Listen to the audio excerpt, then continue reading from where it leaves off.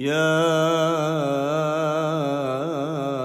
أيها الذين آمنوا اتقوا الله حق تقاته ولا تموتن إلا وأنتم مسلمون. السلام علیکم ورحمۃ اللہ وبرکاتہ. الحمد للہ رب العالمین والصلاة والسلام علی اشرف الانبیاء والمرسلین محمد وعلی آلہ وصحبہ اجمعین وبعد. قال اللہ تعالی فی القرآن المجید والفرقان الحمید. اعوذ باللہ من الشیطان الرجیم. بسم اللہ الرحمن الرحیم. رب اشرح لی صدری ویسر لی امری واحلل عقدۃ من لسانی یفقہ قولی.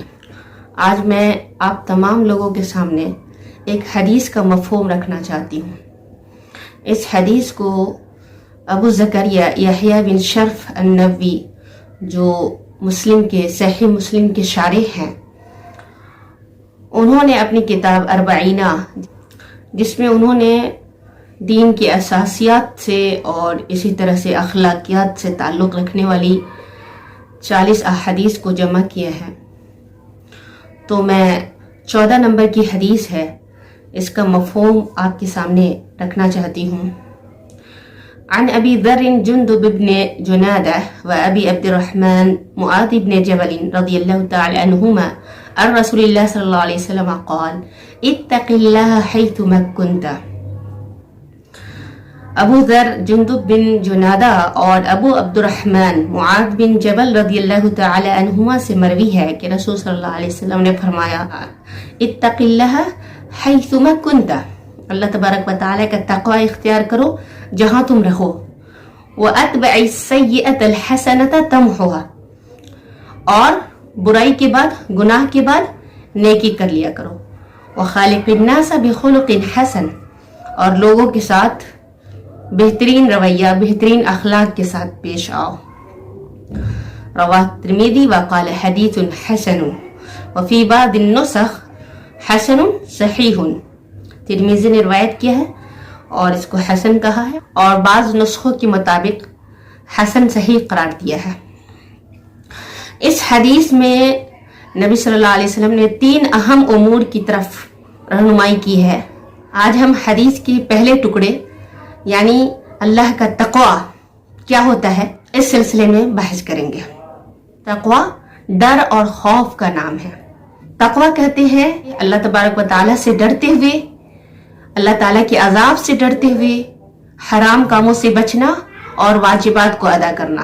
اور مشہور و معروف حدیث ہے کہ عمر بن خطاب رضی اللہ تعالی عنہ نے ابی بن کعب رضی اللہ تعالی عنہ سے پوچھا کہ تقوی کیا ہے. تو ابی بن کعب نے ان سے پوچھا کہ کیا آپ کانٹے دار راستے سے گزرے ہیں؟ انہوں نے کہا. تو پھر انہوں نے پوچھا کہ آپ نے کیا کیا؟ تو کہا کہ میں نے اپنے دامن کو سمیٹا اور نکل گیا. یعنی تقوی کانٹے دار راستوں سے اپنے دامن کو بچانے کا نام ہے. تو یہ دنیا، یہ برائیوں کی اماجگاہ ہے. اس میں ایک مومن کو جگہ جگہ برائیوں کا سامنا کرنا پڑتا ہے. برائیوں کے جال بچھے ہوئے ہیں، ان برائیوں سے خود کو بچا لینا یہی تقوی ہے. اور اللہ تبارک و تعالیٰ کا فرمان ہے یا ایھا الذین آمنوا اتقوا اللہ حق تقاتہ، اے مومنو اللہ تبارک و تعالیٰ سے ڈرو جتنا اس سے ڈرنے کا حق ہے. اور اس آیت کریمہ کی وضاحت دوسری جگہ ہوتی ہے فاتقوا اللہ ما استطعتم، کہ اللہ تبارک و تعالیٰ سے جتنا ہو سکے، جتنی تم طاقت رکھتے ہو، جتنی قدرت رکھتے ہو اتنا ڈرو. اللہ تبارک و تعالیٰ کا فرمان ہے ان اکرمکم عند اللہ اتقاکم، کہ تم میں سب سے زیادہ معزز، تم میں سب سے زیادہ باعزت اللہ کے نزدیک کون ہے؟ جو سب سے زیادہ متقی ہے. حقیقت میں متقی اور پرہیزگار انسان وہ ہے جو لوگوں کے سامنے بھی اللہ کا تقوی اختیار کرتا ہے، لوگوں کے سامنے بھی وہ نیک ہے، اور تنہائی میں بھی وہ زاہد ہے، تنہائی میں بھی وہ عابد ہے، تنہائی میں وہ اللہ سے نڈر ہو کر برائی کا ارتکاب نہیں کرتا. اور جو لوگ لوگوں سے ڈر کی وجہ سے یا لوگوں میں محبت اور عزت پانے کے لیے لوگوں کے سامنے عبادت کرتے ہیں اور تنہائی نہیں کرتے ہیں، حقیقت میں ایسے لوگ آگے جا کر بعد میں ذلیل و رسوا ہو جاتے ہیں. لیکن اگر کوئی انسان حقیقت میں متقی ہوتا ہے اور تنہائی میں اور لوگوں کے سامنے خلوت اور جلوت دونوں میں اگر وہ واقعی متقی ہے تو اللہ کا محبوب بندہ بن جاتا ہے، اور اللہ تبارک و تعالیٰ اس کی محبت لوگوں کے دلوں میں ڈال دیتے ہیں۔ اور یہ لوگوں کے سامنے ڈرنا یا لوگوں سے ڈرنا اور تنہائی میں خوف نہیں کھانا اور نیڈر ہو کر برائیاں کرنا، یہ منافقوں کی صفت ہے، جیسا کہ اللہ تبارک و تعالیٰ کا ارشاد ہے یستخفون من الناس ولا یستخفون من اللہ۔ منافقین کا یہ حال ہے کہ وہ لوگوں سے چھپاتے ہیں اور اللہ تبارک و تعالیٰ سے نہیں چھپاتے، یعنی اپنی برائی وہ لوگوں سے چھپاتے ہیں لیکن اللہ تعالیٰ سے نہیں چھپاتے ہیں۔ تو تقوی نام ہے آنکھوں کو بری چیز دیکھنے سے بچانے کا، تقوی نام ہے کانوں کو بری بات سننے سے بچانے کا، تقوی نام ہے زبان کو غلط اور بد زبانی سے، غیبت سے، چغلی سے، شکوہ شکایت سے بچانے کا، تقوی نام ہے ہاتھوں کو حرام کام اور برائیوں سے بچانے کا، ناپسندیدہ امور سے بچانے کا اور لغویات سے بچانے کا۔ تقوی نام ہے پیر کو حرام کام کی طرف لے جانے سے بچانے کا۔ انسان ان اعضاء و جوارح کو حرام اور برائیوں سے کب بچائے گا؟ جب انسان کے دل میں اللہ تعالیٰ کا خوف ہوگا، جب انسان کے دل میں اللہ تبارک و تعالیٰ کی ناراضگی کا، اللہ کے عذاب کا ڈر ہوگا۔ اور نبی اکرم صلی اللہ علیہ وسلم نے اسی کی طرف اشارہ کیا ہے، التقوی ہونا، کہ تقوی جو ہے یہاں ہے، یعنی تقوی دل میں پیدا ہوتا ہے، ڈر اللہ تبارک و تعالیٰ کا دل کے اندر پیدا ہوتا ہے۔ اور تقوی کی کئی مراتب ہے۔ تقوی کا پہلا مرتبہ ہے کہ انسان واجبات کو ادا کرے، اللہ تعالیٰ کے احکام کو ادا کرے اور حرام سے بچے۔ تقوی کا دوسرا مرتبہ ہے کہ انسان سنتوں کو ادا کرے اور ناپسندیدہ امور اور مکروہات سے اپنے آپ کو بچا لے۔ اور تیسرا مرتبہ ہے کہ انسان اپنے آپ کو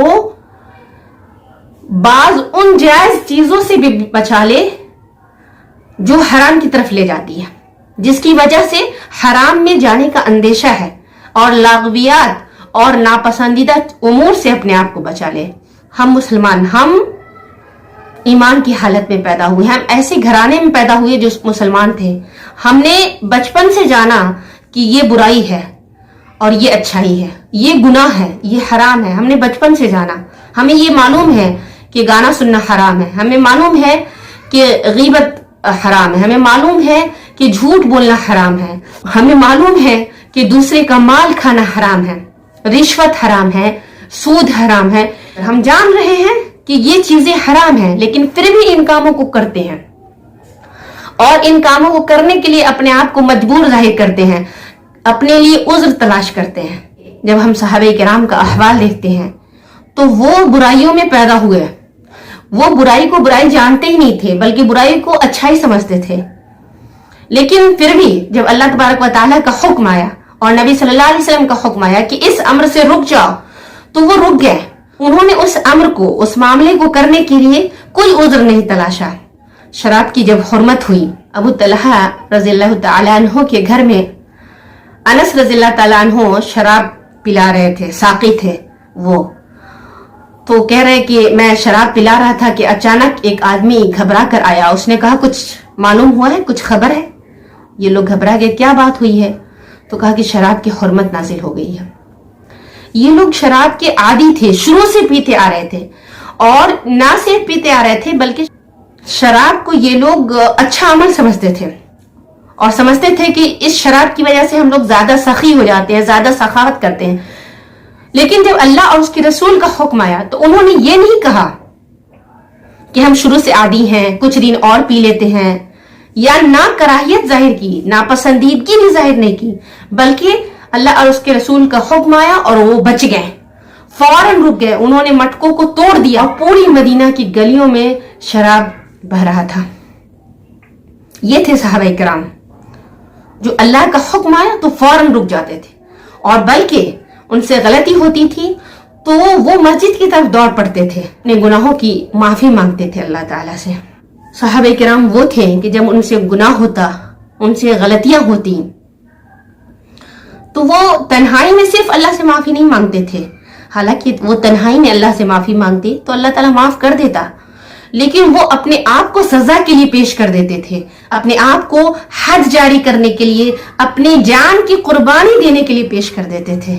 اسی کی طرف اللہ تبارک و تعالیٰ نے اشارہ کیا ہے، وَالَّذِينَ إِذَا فَعَلُوا فَاحِشَةً أَوْ ظَلَمُوا أَنفُسَهُمْ ذَكَرُوا اللَّهَ فَاسْتَغْفَرُوا لِذُنُوبِهِمْ وَمَنْ يَغْفِرُ الذُّنُوبَ إِلَّا اللَّهُ وَلَمْ يُصِرُّوا عَلَى مَا فَعَلُوا وَهُمْ يَعْلَمُونَ۔ کہ صحابہ کرام وہ لوگ تھے کہ جب ان سے کچھ گناہ، کچھ فحش، کچھ برائی کا ارتکاب ہو جاتا، یا وہ اپنے آپ پر گناہ کی وجہ سے، غلطی کی وجہ سے ظلم کر بیٹھتے، تو فوراً اللہ کا ذکر کرتے، فوراً اللہ تعالیٰ کو یاد کرتے اور اپنے گناہوں کی معافی مانگتے، اللہ تبارک و تعالیٰ سے توبہ اور استغفار کرتے۔ اور اللہ تبارک و تعالیٰ کے علاوہ کون ہے جو گناہوں کو بخش دے؟